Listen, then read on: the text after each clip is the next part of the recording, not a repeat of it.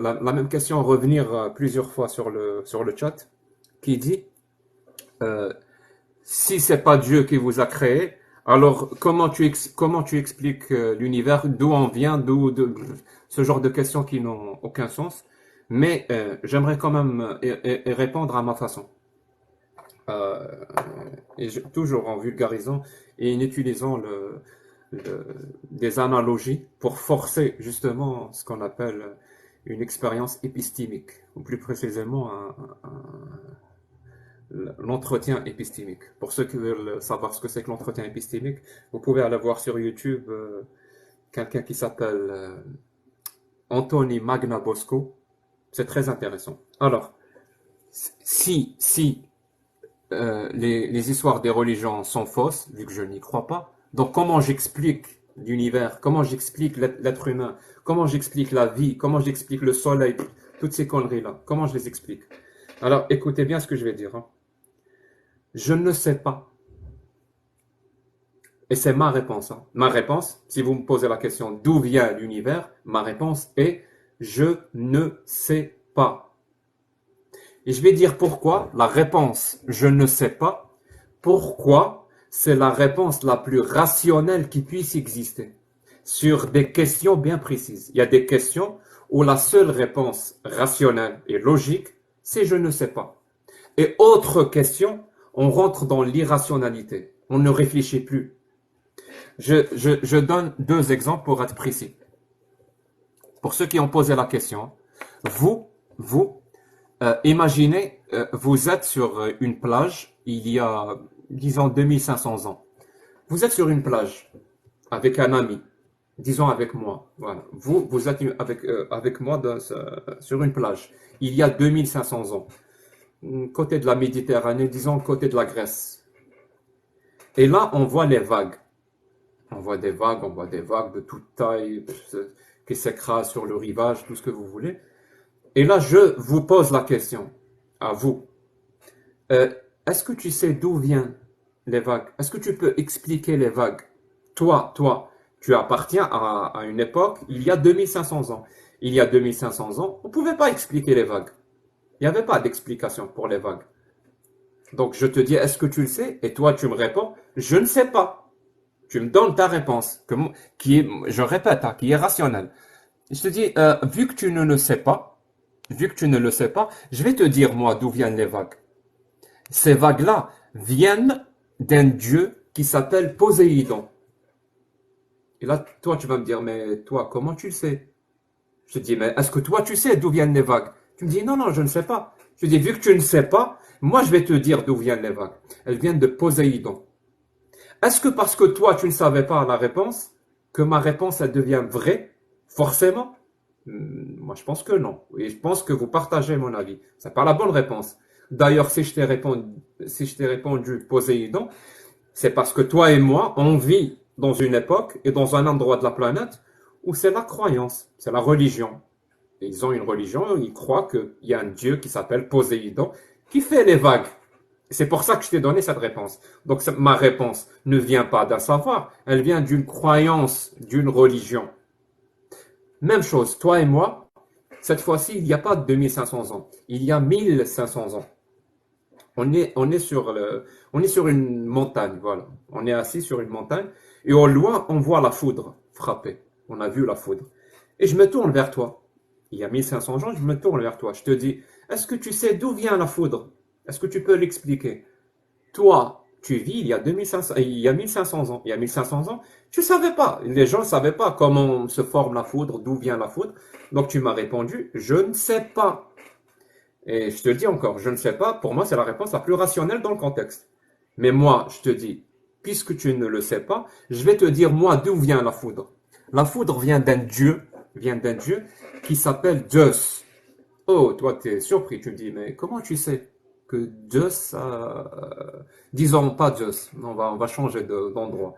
Disons Thor. Thor, voilà, disons Thor. Je te dis que ça vient d'un dieu qui s'appelle Thor. Tu dis, mais comment tu sais ça? Je te dis, mais est-ce que toi, tu sais d'où vient la foudre? Tu me dis, non, je ne sais pas. Je te dis, puisque tu ne sais pas, je te le dis, c'est un dieu qui s'appelle Thor. C'est un dieu qui s'appelle Thor qui provoque la foudre. Maintenant, est-ce que parce que tu ne sais pas, ça veut dire que ma réponse devient vraie, juste? Ben non. Donc ma réponse ne vient pas d'une connaissance, donc basée sur l'expérience, basée sur des preuves, absolument pas. Elle vient du fait que toi tu ignores.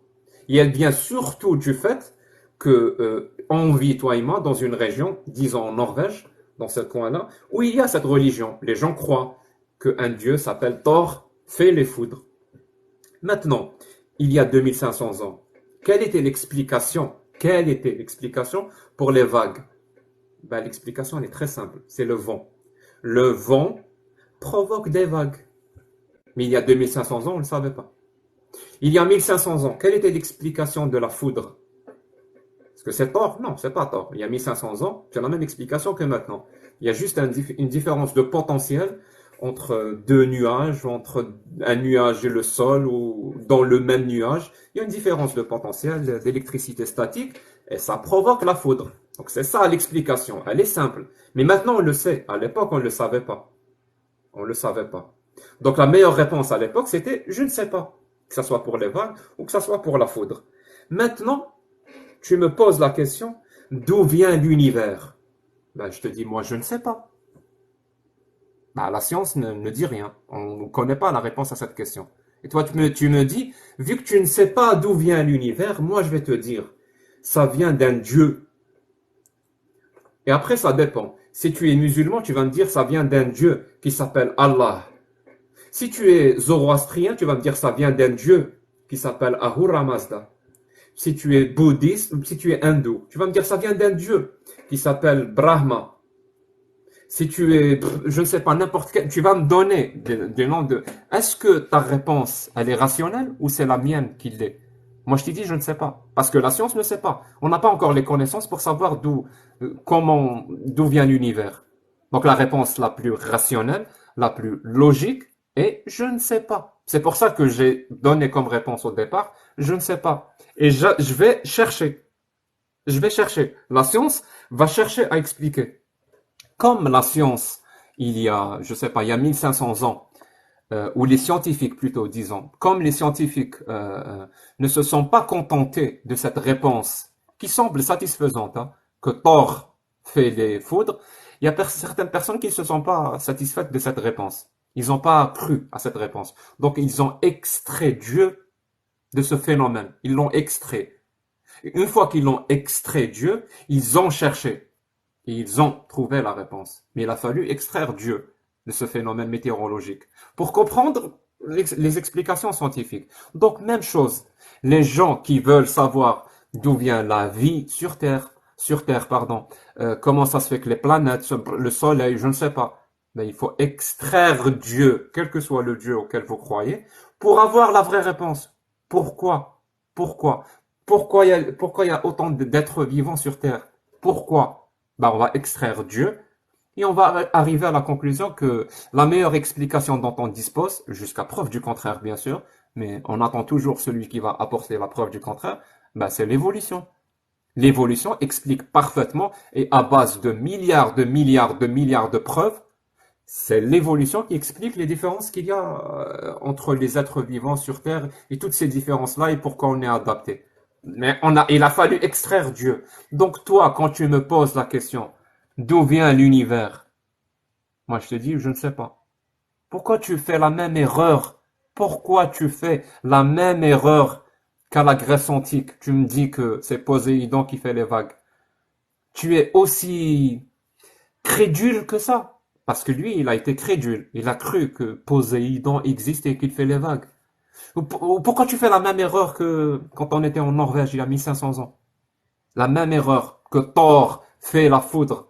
Tu es aussi crédule que lui. Juste parce que tu es né dans un environnement, on te dit c'est Thor qui l'a fait, donc tu répètes ça, Thor qui l'a fait. Tu cherches même pas à savoir, tu cherches même pas à comprendre.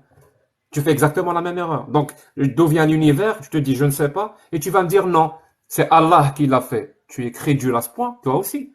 Juste parce que tu es né dans une famille, dans un environnement qui pense qu'ils ont cette religion, donc c'est ça la réponse. Ça porte un nom.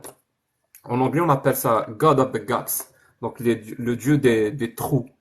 Et Dieu, Dieu, quel que soit Dieu auquel les êtres humains croient, il va toujours aller chercher les endroits où la science n'a pas encore donné d'explication. Ce qu'on appelle l'ignorance.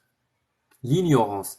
Et à chaque fois, Dieu, ce Dieu-là, quel que soit le Dieu auquel vous croyez, il va aller chercher ces endroits où il y a encore une ignorance. Il va dire, vu que vous ignorez comment, donc c'est Dieu. Et on va placer Allah, on va placer Poséidon, on va placer Thor, on va placer Zeus, on va placer Shiva, on va placer n'importe qui. Juste parce qu'on ignore. Et une fois qu'on a fini par découvrir, on a l'explication scientifique, ce Dieu-là, il disparaît. Il disparaît par magie. Et il est où Poséidon en 2023? Bah, il n'existe plus. On n'a plus besoin de lui. Il est où Thor en 2023? Bah, il a disparu. On n'a plus besoin de lui. Bah, c'est la même chose. Le jour où on va avoir plus de connaissances, donc un peu moins d'ignorance, là où votre Dieu se cache, on va le dénuder, on va